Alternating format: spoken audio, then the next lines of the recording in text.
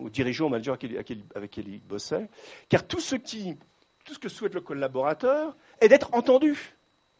L'efficacité de ce principe se comprend si on se rappelle que derrière la demande du collaborateur, il y a toujours une plainte qui ne s'apaise que si elle est reconnue. Plainte d'avoir renoncé à une partie de son désir.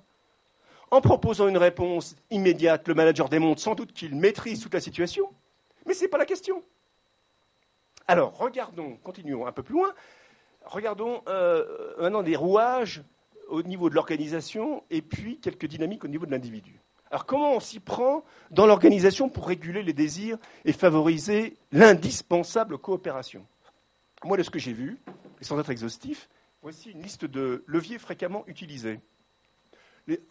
Les objectifs, l'évaluation des performances, les primes quand il y en a, l'augmentation des salaires quand on peut, les promotions, les règles, les sanctions, la formation, le recrutement, le choix des hommes, le style de leadership, l'équation personnelle, le charisme, la culture, les valeurs, le mythe fondateur, le récit et les épreuves qui ont été parcourues. Comme on le voit, certains de ces leviers, notamment ceux du début de la liste, sont de type behavioriste et font appel à un intérêt bien compris de l'intéressé. À court terme, je coopère parce que j'y ai intérêt. Les autres leviers ressortissent à un processus de type identification. Et je reprends toujours, je puise chez Lévi-Strauss de nouveau.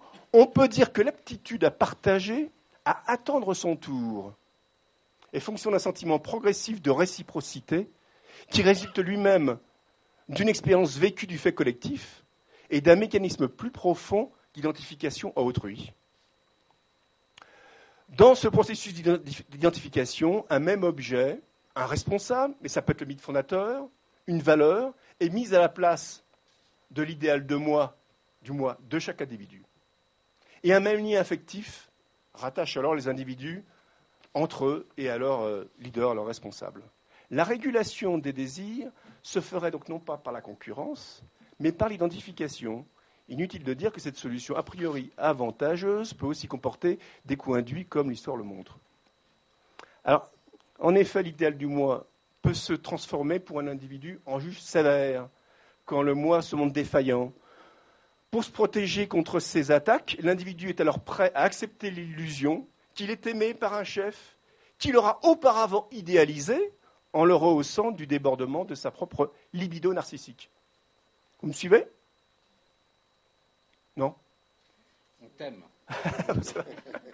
Je continue. Alors, maintenant passons à l'individu. Donc l'individu dans l'organisation.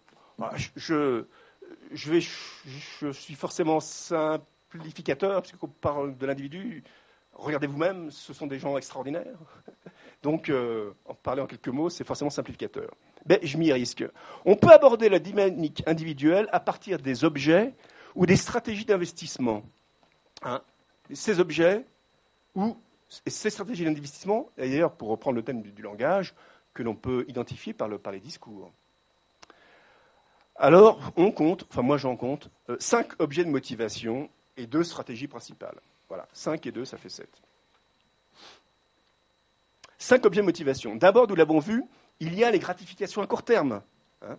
Un titre, un pouvoir, un salaire, un bonus, une voiture de fonction, un beau bureau.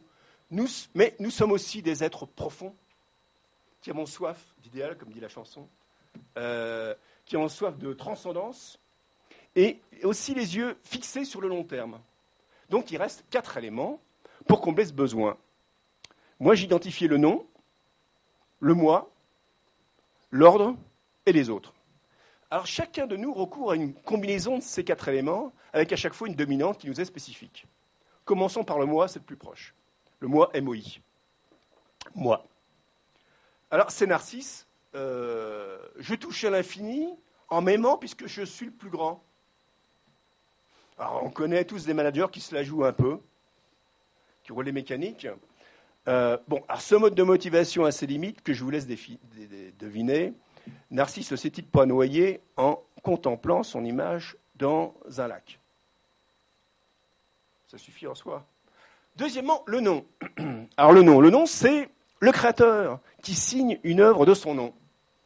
N-O-M.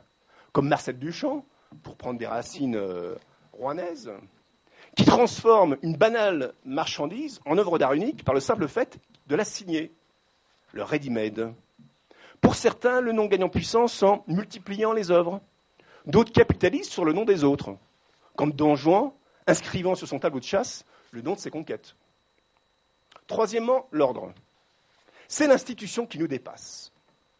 Je sers une grande organisation en assurant ma fonction. La raison sociale de cette organisation réputée, cette marque reconnue, le titre que je porte l'emporte sur mon nom et le tire vers le haut. Je respecte le respect du cérémonial et du rituel de l'entreprise me donne le sentiment de participer du sacré. C'est du solide, c'est du sérieux. Et enfin les autres, alors sans tomber dans des naïvetés, je trouve mon dépassement dans la relation à l'autre, dans le don. C'est ce qu'on trouve dans les valeurs des associations humanitaires, mais également, par exemple, dans des institutions comme l'hôpital, et plus particulièrement dans certaines fonctions relationnelles dans l'entreprise. La régulation du désir passe donc par des leviers à court terme, actionnant l'intérêt des acteurs, mais aussi par des réponses à des aspirations de transcendance. Un bien collectif doit émerger aux deux niveaux. Alors ça, c'était pour les objets, pour les stratégies d'investissement et donc de discours. Alors, le discours déploie des stratégies différentes pour arriver à ses fins. Je m'en tiendrai à la distinction obsession-hystérie, si parlante dans nos organisations. Je ne suis évidemment pas dans le pathologique, mais dans le tout venant.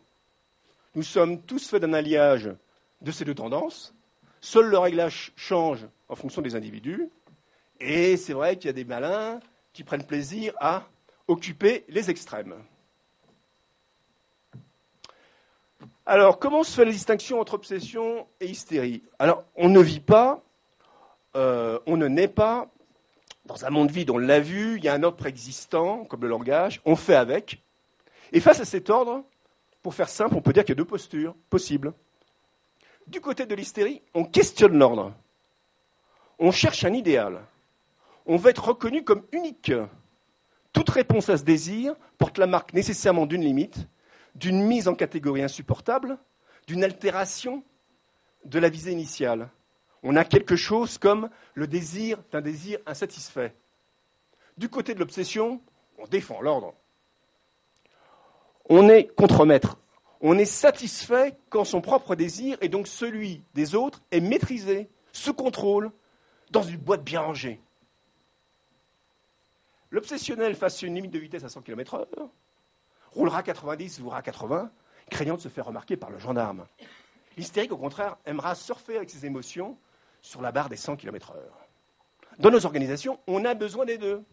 L'hystérique qui ne supporte pas d'être mise dans une boîte aura tendance à dénoncer l'insuffisance des systèmes existants et donc à favoriser l'imagination et les élans de créativité.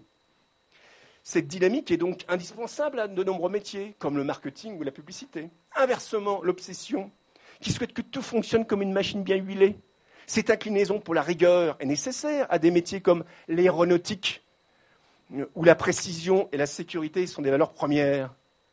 Et imaginez inversement que votre comptable soit hystérique et que le vendeur soit obsessionnel.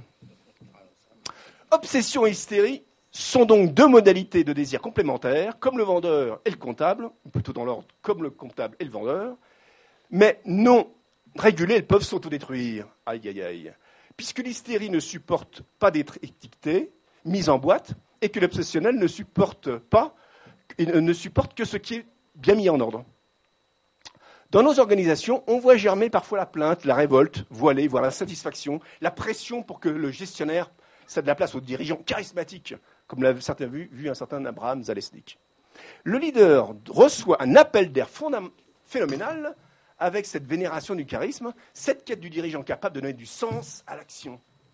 L'hystérie pousse le leader obsessionnel, toujours insuffisant dans ses retranchements, pour qu'il cède la place à un vrai maître. Et l'obsessionnel n'est pas en reste. Son besoin de sécurité et son obséquiosité en font également un allié du dirigeant charismatique. À ce dernier d'éviter les excès d'une complaisance narcissique que le contexte favorise pourtant. Alors, pour conclure, la régulation, si régulation il y a, opérerait sur le mode d'un moteur à 3 temps, le maître, l'obsessionnel et l'hystérique. Donc c'est une sorte de valse à 3 temps. Je vous invite à découvrir cette valse. Un survol du décryptage rapide de l'histoire de France, très rapide, je vous rassure, permet de dégager cette structure opératoire, comme le suggère l'historien Jacques Marseille. Selon le découpage proposé par l'auteur, l'histoire de France donne une illustration intéressante de ce moteur à 3 temps. Si on remonte alors à des temps modernes, cette séquence s'articule autour de 4 maîtres.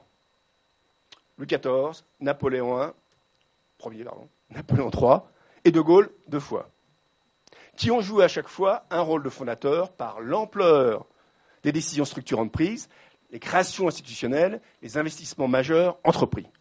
Leur arrivée au pouvoir est précédée à chaque fois d'un moment de confusion hystérique ou de guerre civile.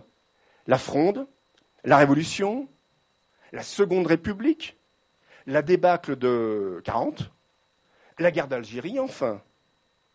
Leur gouvernance est suivie d'une phase obsessionnelle de gestion de l'héritage, de ce qui était déjà bâti, et de déclin plus ou moins lent, plus ou moins rapide, avec par exemple les règnes de Louis XV, de Louis XVI. Il paraît que les notes, ça descend dans ces cas-là. La descente au tambour. Le retour de la monarchie. Qu'est-ce qui s'est passé après? La longue Troisième République, la Quatrième République. Et je vous laisse deviner dans quelle période nous sommes actuellement. Merci.